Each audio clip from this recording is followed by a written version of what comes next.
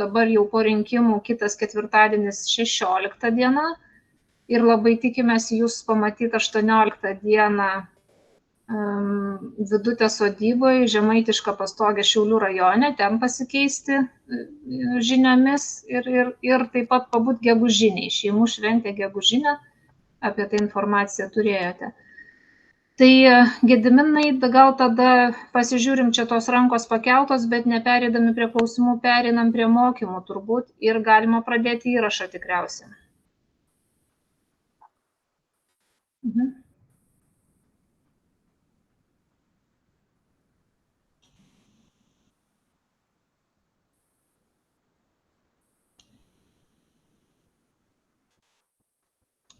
Ar mane matote?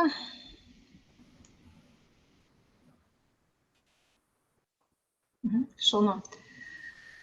Tai taip, susigaudusi. Norim atkreipti jūsų dėmesį, kad dabar jau yra gausiau informacijos stebėtojų gildijos puslapyje. Stebėtojų gildija turi 2 adresus galiojančius, tas, kuris buvo pirminis ir dabar jau tas sekantis, be brūkšnelio, be minusiuko. Stebėtojų gildijos puslapyje galite pasitikrinti, ar esate registruotas stebėtojų, tik tai yra sąlyga, kad 61 apylinkėje, užsienio apylinkėje, jie kažkodėl į šį registrą netraukia žmonių. Tai mes irgi šiek tiek esam tokie nesunerime, ar visi mūsų stebėtojai tikrai yra jau paskirti ir visi dokumentai sutvarkyti, bet čia galite pasitikrinti, ar esate registruotas. Galite rasti, kur vyksta išankstinis balsavimas. Užėjus ant nuorodą, nuves jūs į Vyriausios rinkiminės komisijos puslapį. Galite sužinoti, kur vyksta balsavimas spec balsavimo punktuose. Sekite instrukciją parašytą ir taip pat rasite jūsų apylinkiai. Kur ir kada vyksta balsavimas namuose ir kaip surasti, taip pat rasite informaciją, tik tai sekite visas instrukcijas. Primename, kad dar labai mažai turime užsiregistravusių sekančių YouTube kanalą. YouTube kanalas Stebėtojų gildija. Turime Stebėtojų gildijos Facebook'o uždarą puslapį. Atkreipkite dėmesį į šį paveiksliuką, raudonas paveiksliukas su vėliava, nes Stebėtojų gildijos yra kelios Facebook'o grupės, tai čia yra privati grupė. Jinai uždara, tam, kad susidraugauti reikia ir su manim susidraugauti, kad ten įeiti tą grupę. Tai prisiregistruosim.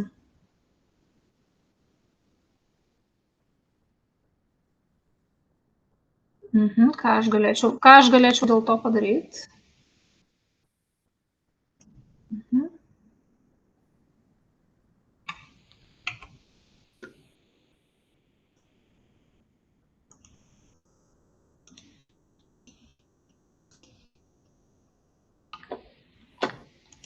Ar dabar yra? Antra?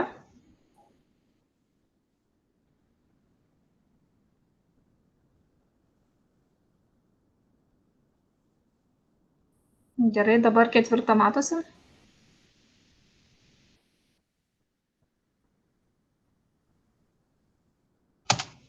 O taip? Ketvirtas.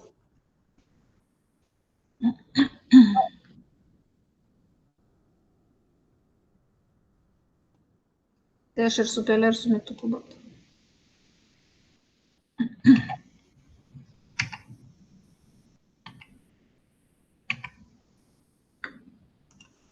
Matyt labai apkrauta yra, dėl to stringa.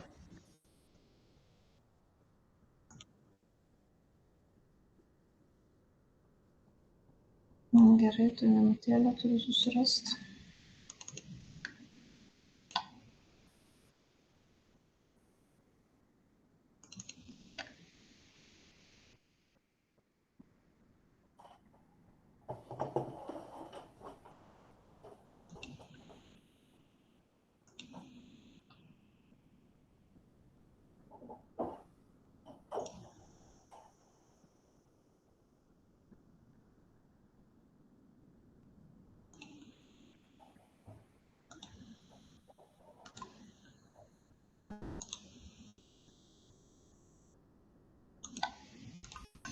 Taip, pasakokit, ką matote. Ar matote? Antra. Tai dar kartą pasikartosiu, tada stebėtojų gildija LT. Galite rasti, ar esate registruotas, ar yra išankstinis, kur vyksta balsavimas spec balsavimo punktuose, ar vyksta balsavimas namuose. Trečią puslapį rodau, ar matosi? Stebėtojų gildijos LT kviečiam YouTube kanale Stebėtojų gildiją registruotis ir yra Facebooko grupė, bet tokia su raudonom vėliavom, tai kviečiam būtent šioje grupėje tęsti draugystę.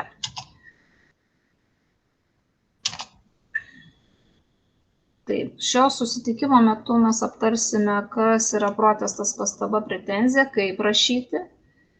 Ir balsavimo skaičiavimo protokolas, jisai nuo 7 iki kitos ryto 7, kur ir kaip gauti, kam ir kaip pateikti. Dar kartą priminsiu, kad stebėtojas gali būti ir jau rinkimų dieną turintis 18 metų piliečiai Lietuvos Respublikos turintis stebėtojų specialų pažymėjimą. Kokie pažymėjimai jums yra jau išduoti, jeigu negavote, ieškokime, kad rastumėm. Rinkimų stebėtojas gali dalyvauti ir išankstiniuose rinkimuose, ir spec punktuose, ir balsavime namuose. Rinkimų dieną įeiti į patalpas iki rinkimų kartu su rinkimų komisijos nariai. Primenam, kad rinkimai vyksta rinkimų dieną nuo 7 iki 8 valandos vakaro ir skaičiuojami balsai iki paryčių. Rinkimų stebėtojas prisistato komisijos pirmininkui, pateikia stebėtojų pažymėjimą. Komisijos sekretorius pažymi stebėtojo atvykimą rinkimų vedlyje. Rinkimų stebėtojas kartu su komisijos nariais apžiūri balsadėžę ir įsitikina, kad ji tuščia, nepažeista, stebi balsadėžės plombavimo eigą. Jeigu jūs atvyksite ryte, jūs tai pamatysite. Balsadėžės perplėšiamas lipdukas turi likti užklijuotas iki balsadėžės atidarymo momento. 8 skaidrė. Rinkimų stebėtojas žiūri, kaip ta balsadėžė paruošta. Naujo pavyzdžio balsadėžės jos yra skaidrios, kai kas mokymuose turėjo galimybę tas dėžes pačiupinėti. Balsadėžės turi būti plombuojamos per dugną ir šonuose specialiai tam padarytas ertmes. Ir čia vaizdelis iš šios dienos išankstinių balsavimo surinkimų, nes tarp balsavimo dieną į jūsų apylinkės atkeliaus maišai suplombuoti. Čia, matote, yra maišai iš šių rinkimų, skaičiuojami, renkami. Įdomus rinkimo mechanizmas, aiškinsimės, o kaipgi iš tiesų turėtų būti saugomas toks kiekis išankstinių balsų. Ačiū stebėtojams, kurie šitaip kokybiškai atlieka stebėjimus ir atsiunčia unikalių mums nuotraukų ir video medžiagos. 20 dieną balsadėžės plyšio lipdukas yra klijuojamas vieną kartą. 20 valandą tai reiškia, nelygiai 20, bet 20 valandą yra uždaromos duris. Ir uždarius duris paskutiniai rinkėjai, kurie iki 8 atlieka savo pareigą, įmeta balsą ir tada balsadėžės plyšio klijuojamas lipdukas, jisai vieną kartą yra klijuojamas. Rinkimų stebėtojas įsitikina, kad stebėtojams skirta darbo vieta tinkama, tai yra gerai matosi įėjimas, registracijų vietos, yra žymas ant staliuko stebėtojai, būna jinai priklijuota stebėtojai užrašyta. Pastebėjęs nesklandumus, įstatymo pažeidimus, stebėtojas kreipiasi į komisijos pirmininką, gali pateikti rašytinį pastebėto pažeidimo vertinimą. Stebėtojas informuoja komisijos sekretorių rinkimų dienos metu išvykdamas iš balsavimo patalpos ir vėl atvykęs po pertraukos. Netrukdydamos komisijos nariams gali stebėti visas rinkimų procedūras. Tai yra rinkimų biuletenių išdalinimą, išdavimą, balsavimą, grąžinimą po balsavimo, skaičiavimą, biuletenio anuliavimą, protokolo surašymą. Šiandieną stebėtojas vienas klausė tokio pavyzdžio, jisai pamatė, kad komisijos narys nuplėšė 2 balsavimo biuletenius ir vieną įteikė. Susizgribo, kad 2 nuplėšė, vieną įteikė, kitą susigrąžino atgal. Kaip fiksuoti tokį pažeidimą, komisijos pirmininkas turėtų žinoti. Labai džiaugiamės, kad stebėtojai pastebi ir tokias smulkmenas. 9. Netrukdydamas komisijos nariams gali stebėti balsadėžę pasibaigus rinkimams po 20 valandos. Biuletenių išėmimą iš balsadėžės, skaičiavimą ir apskaitos veiksmus ir procedūras. Gali pasiūlyti perskaičiuoti balsus. Iš tiesų, ši aplinkybė, kad gali pasiūlyti perskaičiuoti balsus, yra labai rimtas požymis, kad stebėtojas turi labai didelės galias. Dėja, stebėtojai susiduria su mobbingu ir jį tenka atlaikyti, nes iš tiesų visi būna jau į dienos pabaigą pavargę, bet iš tiesų gali pasiūlyti perskaičiuoti balsų kilus neaiškumas. Tiesa, rinkimų stebėtojas neturi teisės kartu su komisijos nariais skaičiuoti balsus, tačiau vis tik tai gali fotografuoti, filmuoti nepažeidžiant slapto balsavimo, teikti pastabą žodžiu ir raštu. Atspausdinus balsų skaičiavimo protokolą, tas stebėtojas, kuris stebėjo skaičiavimo procedūrą, turi teisę pasirašyti protokolą, pridėti prie jo pastabas. Ir mes labai prašome jūsų, kad jūs gautumėte tą balsų skaičiavimo protokolo kopiją, kada tik ją bereikėtų gauti, ar po 12 nakties, ar 1, ar 2, ar 3 ryto. Čia atkreipiu jūsų dėmesį, kad 20 valandą prieš užsidarant rinkiminiai apylinkiai galite patirti mobbingą, kada jūs perspėja, kad dabar durys užsidarys ir jūs jau nebeturėsite galimybės išeiti, nes jau niekaip niekas jau jūsų ir neišleis. Tai labai su šypsena siūlau šią aplinkybę sutikti, būt pasiruošus tokiai aplinkybei, galbūt verta su savo kolega apie 7:30 pasikeisti, kad jau būtumėt pailsėjęs ir liktumėte iki tol, kol gausite balsų skaičiavimo protokolo kopiją. Ko stebėtojas, dar kartą pakartosiu, negali. Atlikti jokių balsų skaičiavimo veiksmų negali. Liesti balsų skaičiavimo dokumentų, rašymo priemonių ar balsavimo biuletenių negali. Padėti rinkimų komisijai skaičiuoti balsus negali. Rinkimų dieną balsų skaičiavimą stebėti privalote iki tol, kol visi balsai bus suskaičiuoti ir jums bus pateiktas balsų skaičiavimo protokolas, kurį turėsite pasirašyti, jeigu neturite jokių pretenzijų ir pastabų dėl balsų skaičiavimo. Tik tuomet galite palikti rinkimų apylinkę. Mes būtent to ir prašome, kad paėmę kopiją protokolo juodraščių, atlikę savo pareigą, tik tada paliktumėte rinkimų apylinkę. Taigi, ką mes skubame aptarti? Protestas, pastaba, pretenzija, kaip ir kada rašyti, ir Gediminas pašnekės apie balsų skaičiavimo protokolus. Jeigu labai paprastai, tai protestas, pastaba ar pretenzija, kaip tame žaidime iš vaikystės, jeigu atsimenat, kai rašydavom kas, kam, apie ką, kada nutiko, kas pamatė, kam pasakė, kas pasirašė. Tai būtent taip yra sudarytas pats dokumentas, jau dokumento pavyzdys yra paruoštas, Gediminui aš jau įkėliau ir pabendrinau mūsų bendroje apskaitoje, tai jis galės netrukus jums ir išsiųsti į pašto dėžutes, galėsite A4 formato lapą atsispausdinti, turėti pavyzdį ir tuo pavyzdžiu vadovaujantis iš rankos ranka surašyti ant popieriaus lapo esant tam tikrai pretenzijai. Dabar su tom pretenzijom jos yra kelios. Beje, labai norim padėkoti stebėtojai Gražinai, kuri vakar vakare labai vėlai parengė pretenzijos pavyzdį ir tai excelinis variantas įrašyti, aišku, yra žmonėms, kurie labiau yra pažengę.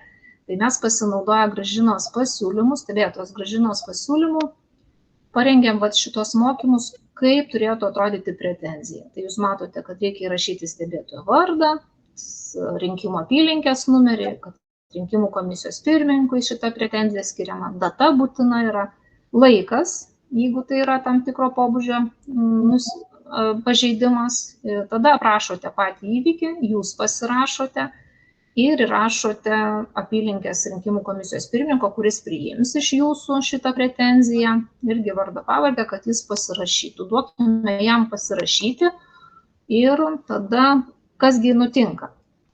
Tai matote, galite fotografuoti, galite užsifiksuoti, kad rinkimų stebėtojo vardas įrašomas ir būtinai visos kitos aplinkybės, kurios reikalingos dokumentui. Ačiū dar kartą Gražinai. Ir be abejo nepamirštam, būtinai žingsnelis labai svarbus, nusifotografuojam. Tai yra turėkime kopiją, kai jau iš jūsų tas skundas yra paimtas. Galite nusifotografuoti paprastu savo telefonu ir turėsite kopiją jūsų pretenzijos, jūsų skundo. Kokios gi rūšys, kaip yra, į ką reikėtų atkreipti, ką dėmesys. Pavyzdžiui, gali būti pretenzija dėl balsavimo. Pretenzija dėl balsavimo. Jūs taip suprasit, kad tai yra būtent daroma klaida. protestas dėl rinkimų rezultatų. Tai yra irgi ta pati forma, tik tai pavadinimas kitas, formuluota. Protestas dėl rinkimų rezultatų. Pretenzija dėl komisijos narių darbo gali būti. Pamatysite, kad jie netinkamai atlieka, naudoja tušinukus arba atvirkščiai naudoja pieštukus, į žurnalus rašo. Pretenzija dėl komisijos narių veiksmų, tarkime, nėra komisijos narių skaičiaus atitinkamo, ypač iš ambasadų šiandien buvo nemažai skundų, kad sėdi vienas komisijos narys. Iš tiesų reikia pasidomėti, kiek komisijos narių yra ir jų negali būti mažiau negu kad 2/3. Pretenzija dėl bendros tvarkos, tarkime, yra pažeidimai tam tikri, netvarkinga kažkokia įranga, galbūt tie patys tušinukai, ir tai gali surašyti pretenziją dėl bendros tvarkos. Ir be abejo, mes būsime dėkingi stebėtojams, sulaukusiems balsavimo pabaigos ir pateikusiems protokolo kopiją stebėtojų gildijai. Taigi, Gediminas šiek tiek apie tuos veiksmus, kurie yra svarbus, mes iš kitos pusės pasižiūrėjome į komisijos veiksmus rinkimų dieną, iki balsadėžės atidarimo ir po balsadėžės atidarimo. Gediminai, komentuosi ar man kalbėti?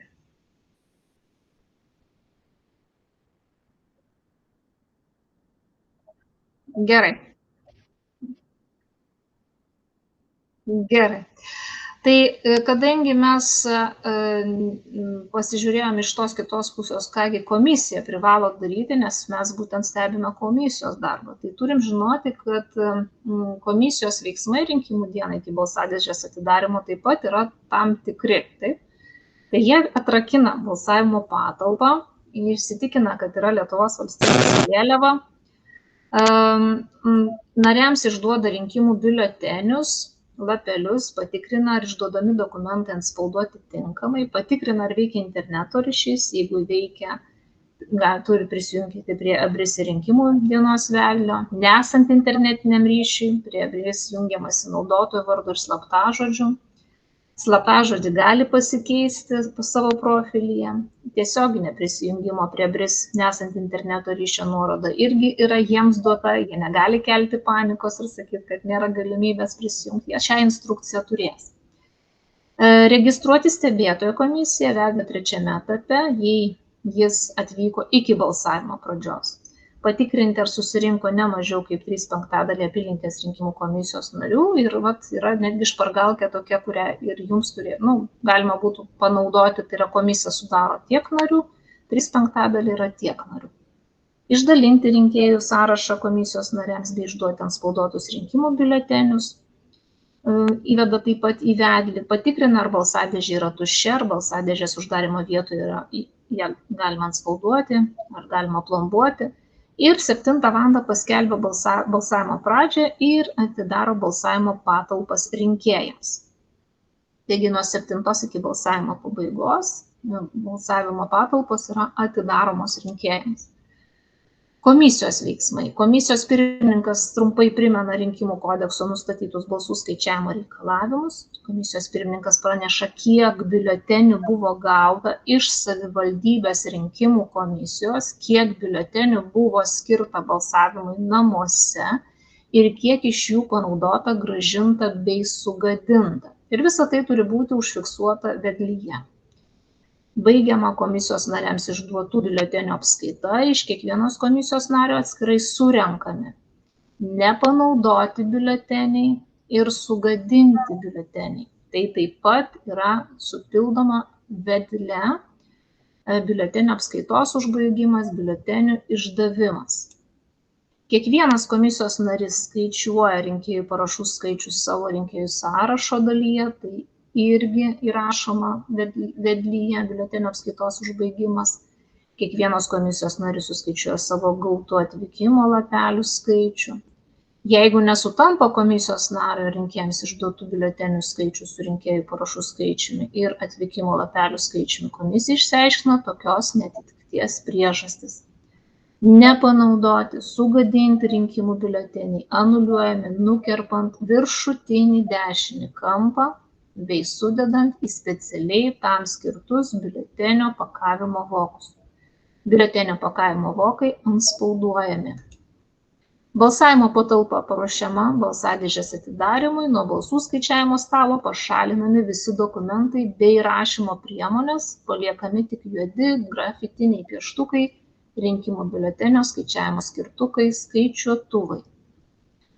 Ir kai atvyksta balsuoti rinkėjai, jie taip pat žymimi abris posistemėje ir ten žymimi ir stebėtojai, komisijos narių išduodami rinkimų biuleteniai, priimami komisijos išoriniai balsavimo vokai, 20 val. Skelbiama balsavimo pabaiga ir užklijuojama arba užantspauduojamas balsadėžės plyšys, jeigu neturima specialių lipdukų balsadėžės plyšiui užklijuoti. Komisijos veiksmai po balsadėžės atidarimo. Iš išorinio voko išimamas informacinis rinkėjo lapelis, garsiai perskaitoma rinkėjo pavardė, rinkėjo kortelės numeris, šie duomenys sutikrinami su popierinio apylinkės rinkėjo sąrašo duomenimis, patikrinama, ar rinkėjas nebalsavo rinkimų dieną ir jeigu nebalsavo, pažymima, kad rinkėjas balsavo vokais. Būtent abris sistemoje pažymima, kad rinkėjas balsavo paštu. Vidinis balsavimo vokas antspauduojamas rinkimo apylinkės antspaudu ir įmetamas į balsadėžę. Pildomas vedlio 6 etapas. Jeigu yra priežasčių vidinį balsavimo voką pripažinti netinkamu, jis neantspauduojamas. Atsimenat, mes praeituose mokymuose mokinomės apie tai, kad vidinis balsavimo vokas pripažįstamas netinkamo, jeigu nerandama rinkėjo kortelė. Atidaroma balsadėžė ir atplėšiami antspauduoti vidiniai vokai.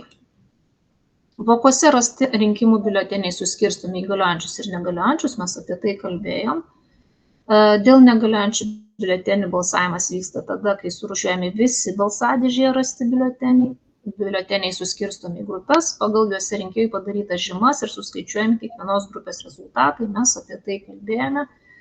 Ir vedlyje visur pildomos lentelės.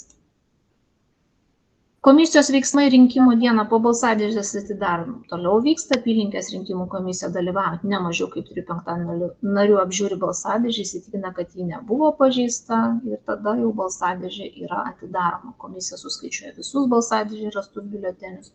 Biuleteniai surūšiuojami į galiojančius ir negaliojančius. Apie tai mes kalbėjome. Ir viskas yra registruojama vedlyje. Galiojantis biuleteniai suskirstomi į grupės ir suskaičiuojami rezultatai. Vedlio 5 etapas, taip pat viskas yra suvedama. Taigi, Gediminai apie protokolus.